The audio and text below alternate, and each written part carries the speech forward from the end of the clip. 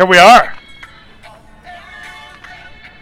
Guck, I asked you to be on this segment, and I didn't dance. No, but that's my alarm clock. That's what I wake up every morning. It's very fitting for today. If we can pan the camera over there, what a beautiful, beautiful morning we have here. And you're from this great state of Oklahoma. Right.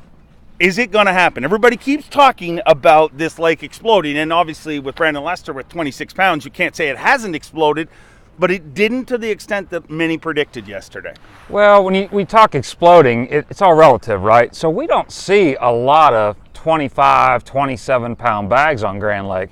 A 20-pound bag here is good, and on day one, I think we had 10 anglers with a 20-pound limit. So explode, it's a relative term. As somebody that lives here and has fished here countless times, I'm proud of the way it's producing. I don't expect to see a number of guys catch 25 pounds. Now, these guys are the best in the world.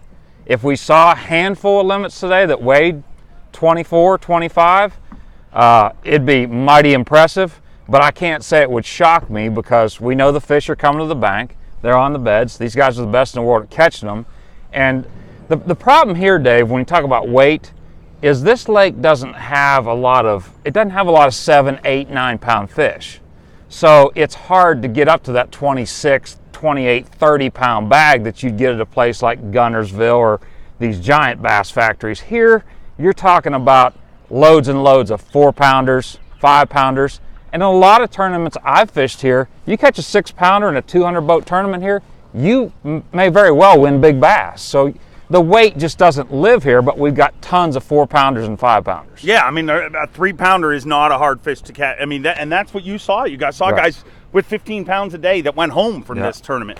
One of the things that we're dealing with here, too, is water clarity. And a lot of these guys, you keep talking about guys saying they want to sight fish. And there's a few guys sight fishing, but really, for the most part, what I'm seeing out there is, up north, we call it blind bedding. Basically, you go into an area and you fan cast that area and you kind of pick it apart. I mean, these guys know the areas that the beds normally are in, and when a fish reacts to your bait or you get in an area, you can still catch those fish.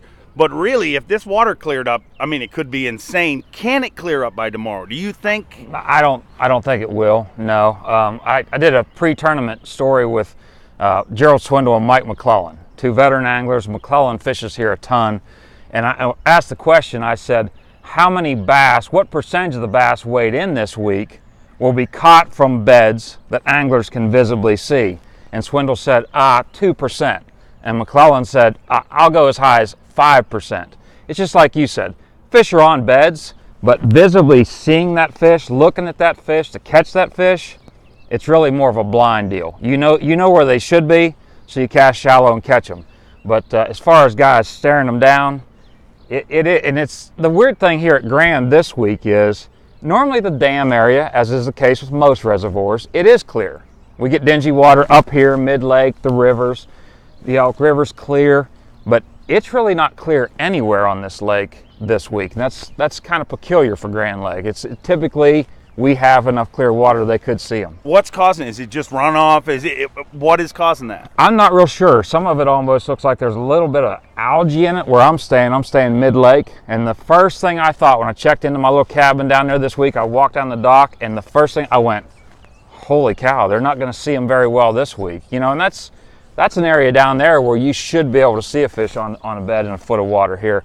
You got to ask Gilliland that question. Gene, the biologist, Gilliland, will answer that better than me. But yeah, it's dingy all over. That's what is really significant this week, is you can't hardly find clear water anywhere on the lake. A lot of people shocked at yesterday's weigh-in, obviously, with talk, and several anglers that stumbled, and you're not used to seeing a veteran like Talk, do that well and then come in. Is that stereotypical to Grand Lake, or is that just something we're seeing now because the way the fish, I mean, they're on beds, but they're not really on beds. It's kind of that weird time where, any day this lake's going to just erupt, but it also is, fish are spread out. There's not a lot of concentration. that part of yesterday's weigh-in surprised me a little bit. I didn't expect to see that kind of inconsistency. I followed Gerald Swindle really closely in my work, and he caught 21 pounds the first day, and I think he had 13 or 14 yesterday. So, just blistered them on day one, on one stretch of bank, basically, and obviously that mother load wasn't quite there yesterday. So, yeah, the inconsistency has shocked me a little bit, just because, again, there are so many 4-pounders that swim in this lake. You would think if a guy got on them, he could keep catching them. But yeah, which makes it good for the fans. You know, a lot of flip-flops on the leaderboard. So I'd hate to try to pick a winner right now.